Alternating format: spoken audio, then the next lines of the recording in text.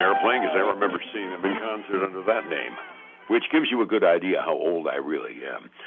It's 8:41 now at Light FM. Advisory services offered through Second Half Financial Partners, LLC, an SEC-registered investment advisor. The opinions voiced and information provided in this material are for general informational purposes only and are not intended to provide specific advice or recommendations for any individual. To determine which investments are appropriate for you, please consult with a financial advisor. Second Half Financial Partners, LLC does not provide tax or legal advice. Please consult your tax or legal advisor regarding your particular situation. And there's a darn good idea. Let's check in and see what's going on Wall Street this morning. So far, I got mostly good news for you.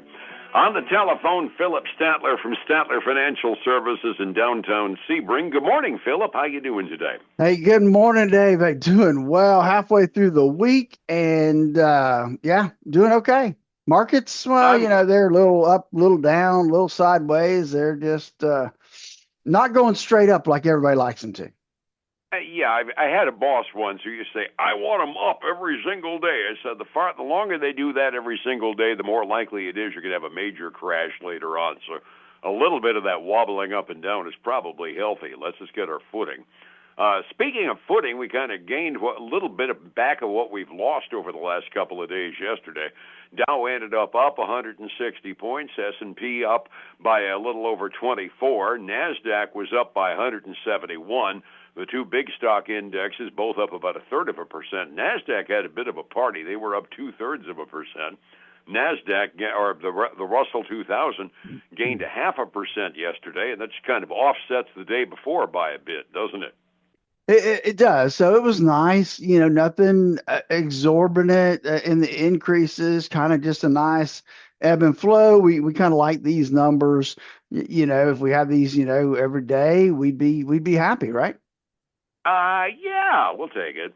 Big earnings event going to come a little bit later on toward the end of the day. Yesterday, I noticed they traded NVIDIA, the day before, they traded NVIDIA down by almost 2%. I was thinking maybe they were just going to expect the worst and were taking profits. Now this morning, I noticed that yesterday NVIDIA gained 2.25% back again. That's going to be the big market mover, kind of like Apple is. When one of the great big mega cap companies reports, it just moves everything even related to the sector up, and we'll most likely get that right after the close this evening, which will give us a lot to talk about in the futures tomorrow, right? Exactly. It will definitely will move the needle probably one way or another. Normally like a seismograph when a big one like that does it. It's almost like a government report, and this is the one day of the week in which we're getting a pretty much wholesale level data dump out of the federal government. First of all, the PCE inflation, that stands for Personal Consumption Expenditures. That's something that just for the last 5-6 years actually has become important since the Federal Reserve said, that's what we watch. And it was not terribly disappointing. The top-line PCE growth month over month, a little more than they expected, up 0.2%. The core, I find this kind of interesting, because they say the core, they factor out the stuff that moves up and down erratically, exactly the same growth rate, 0.2% on PCE core inflation, too, which I kind of find interesting. Yeah. When we look at it, too, the month over month is actually up 0.3 from where it was the month before in June, and the core is up 0.1% from where it was in June. So the month over months continue to see a little bit of an increase, which makes it hard for me to understand why the year over year number doesn't go up. But I guess maybe in the whole scheme of things, it wasn't enough to move the needle when it comes to rounding and all those type of things to get us above the 3.7 and a 3.3 year-over-year numbers. I like your math. 0.3 of a point bigger than the end of last month, because last month we actually had a decline in the PCE top line. So 0.2 this month, 0.1 down last month. That's 0.3 across 2 months. Probably a better reading than the month of my month anyway, isn't it? Yeah, it probably is. Yeah, I kind of like that. As you mentioned, the PCE top-line inflation, this is something that's going to make some teeth chatter. 3.7%, never mind the fact that it happens to be on target for what was expected. We're still bumping our noses on 4% on the top line inflation number, and the core 3.3%.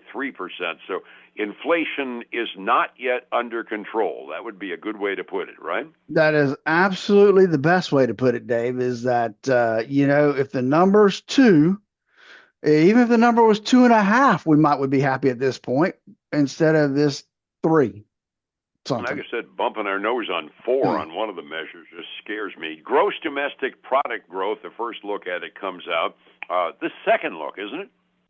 For the This is the last quarter. second look. Yes. Second That's what I estimate. thought. Okay. Basically, no change. They say we grew like an absolute, well, lichen. They don't grow much. 1.5% gross domestic product growth. Now, they get concerned when you get over 3%. You get concerned when you get under 2% because 1.5% doesn't even account for staying steady with the growth of the population. So 1.5%, it looks like it's going to stick there after 2 in a row getting the same reading on it, doesn't it?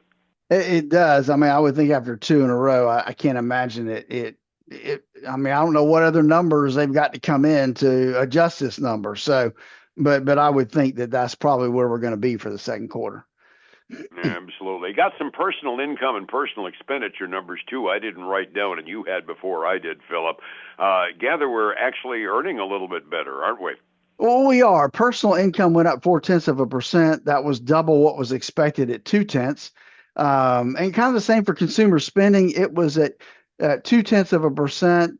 That was better than or I don't know if that's better or not, but that's double the 0.1% that was expected. we'll take what good news we can get at the very least. Inflation ain't there, but at least we're earning a little bit more. That is pretty much the sum total of the data dump from the week. It all happens today. I noticed the mortgage application index dropped, but just a little bit from last week. So no great news there. It was just off by a little bit. Tidbits and stock trading gossip for the rest of the day is primarily going to be the news that hits. Google is coming for your lawyer. They've implemented a new professional grade for their artificial intelligence service. So next time you hire your lawyer to do a will or a court filing, he might just Google it and have their artificial intelligence do it for him. One of the reasons I dropped out of I was going to say one of the reasons I dropped out of law school is the research bored me to tears, so I actually found that kind of exciting. Well, yeah, and it's like they're catching up, right? Because ChatGPT has a professional version, Claude has a professional version, so they're just trying to catch up a little bit. Understood. By the way, I noticed after you mentioned Dick's Sporting Goods, they really took a bath yesterday. They were down 30% after an off-quarterly report. That's got to be scary in the boardrooms. Smacking you in the face, isn't it? Pretty darned close. We even have a few household name companies that have been doing quarterly reports this morning. Brick and mortar retail, always under pressure, and Kohl's has been under more than most of them. How did they end up doing? Kohl's, well, I don't know. So, right? They're trading down this morning, but same store sales fell 0.9% for the second quarter. They were expected to be down about 0.6, so that's more than expected.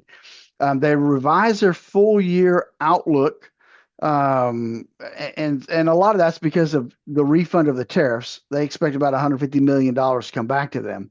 And so that was good news. Kohl's also said it's going to start buying back up to $100 million of stock this quarter, which you would think that would help some, but they're trading down almost 7% this morning. I've always said there are some lines of work that I wouldn't want to be in, and right now trying to survive as a sandwiched-in discounter in the brick-and-mortar retail industry doesn't sound like a lot of fun lately, does it? No, retail as a whole is really a tough nut right now. Then we've got Intuit, which is, TurboTax, QuickBooks. They own all kinds of stuff. And so they reported, and their report was okay. However, it's their guidance. It seems like guidance is really killing people. They had disappointed guidance for revenue, but in this next quarter, And so that has them trading down. Uh, Not as bad as Dick's Sporting Goods, but they're down 10.5% this morning. Ouch. Yeah, I would kind of expect self-service accounting systems to end up being a growth industry, given the fact that businesses are trying to chop expenses everywhere they can. That's intriguing. I'll say QuickBooks is trying to price themselves out of the market. I've noticed every time I have. They've just gotten expensive for the little guy. Yeah, every time I have to pay our subscription bill for QuickBooks here, I agree with you there. Give me something cheaper somewhere. Olivia can figure out the new stuff. How did Zoom do anyway? Those GoToMeet and stuff on your tablet. Zoom again. It's because of guidance. They're falling this morning. They dropped their earnings per share expectations for this third quarter, so it's got them down about 6%. I was trying to find somebody that could say yes, we're doing well. Mm-hmm. And the only one I can find, Dave, is Smuckers. Ooh. Get you some jelly, right? So and so they climb. They're up about. Let me see where they are. They're up about 3.6% this morning. Revenue came in ahead of expectations. Earnings per share came in better than expected. So again, like I said, they're up about 3.6% this morning. Bunch of brokers around the country are now telling their clients with a name like Smuckers, it's got to be good, or something like that. Something We similar, talk about right? all of this. Yeah, something along those lines. We talk an awful lot about the ups and the downs and everything. That's a matter of risk, and I know you always caution people to minimize the risk in your portfolio. Some of us might not have enough. What's our problem anyway? Well, and that's true, Dave. I see it. I'm going to say probably 20-30% of the time I meet with folks, they don't have enough risk. And I get it. The market's scary. People don't like it. Um, but given the right circumstances and the right portfolios, you can take some of that risk out of the market. But the issue is not having enough risk can be a problem too when you're trying to grow your money. For example, I just have to put a little example together for Susan. Let's say she's 58 years old. She wants to retire in 7 years. She's terrified of the stock market, so she doesn't put anything there. Everything's in bonds and CDs. She's making 2 or 3%. Her $450,000 is not going to grow much.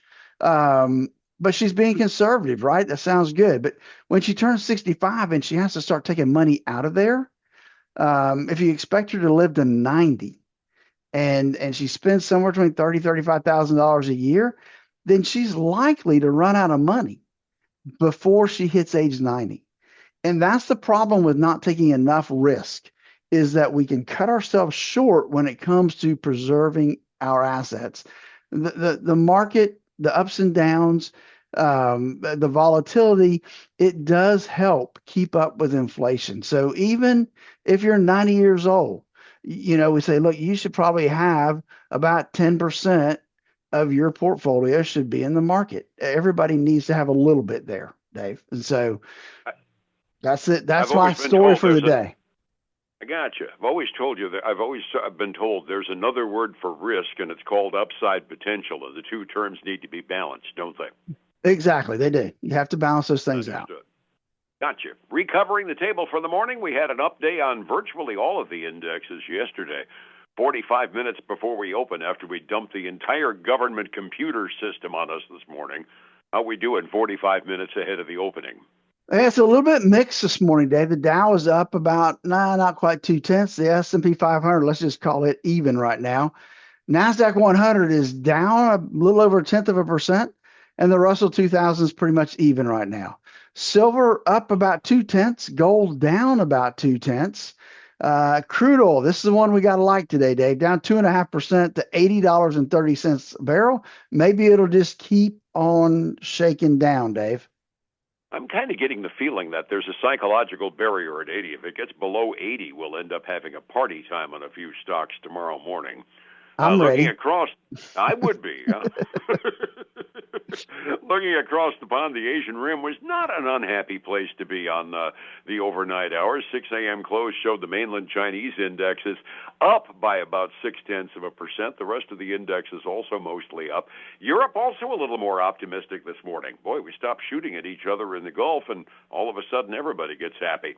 Average European index is up by about 0.2% halfway through their trading day.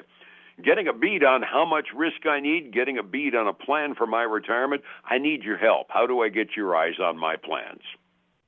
Hey, they can give us a call at 382-0037. We can walk them through our core retirement design to make sure that they have the right plan in place for income in retirement. And then join us this weekend for the Statler Financial Radio Show, 6 a.m. and noon on Saturday, 10 a.m. Sunday morning on Highlands News Talk, 7:30 a.m. and 95.3 FM. And you and me together again at the same time tomorrow. I appreciate it, my friend, and we'll talk then, all right? All right, take care. Thank you. It's 105.7 Light FM and Statler Financial Services, Philip Statler.